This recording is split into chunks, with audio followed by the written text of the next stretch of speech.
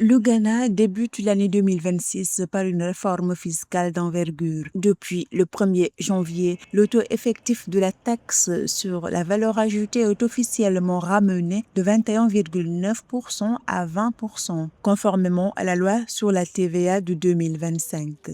Cette mesure, qui vise à simplifier un système fiscal devenu complexe et à soulager les entreprises et ménages, devrait injecter 570 millions de dollars dans l'économie ghanéenne.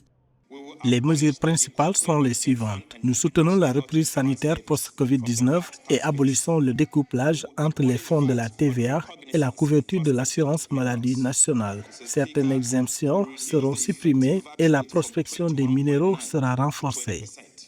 En plus de cette réduction, la suppression de la taxe de relance sanitaire introduite durant la pandémie de COVID-19 injectera 3,7 milliards de cédis additionnels dans l'économie. Actuellement, la TVA au Ghana s'élève à 12,5%, à laquelle s'ajoute une contribution de 5% pour les secteurs de la santé et de l'éducation sur la majorité des biens et services imposables, y compris ceux importés. Le taux de TVA sera réduit de 21% à 20%. Le seuil d'enregistrement à la TVA sera relevé passant de 200 000 à 700 000. La TVA à taux zéro sur les produits manufacturiers localement sera maintenue jusqu'en 2028.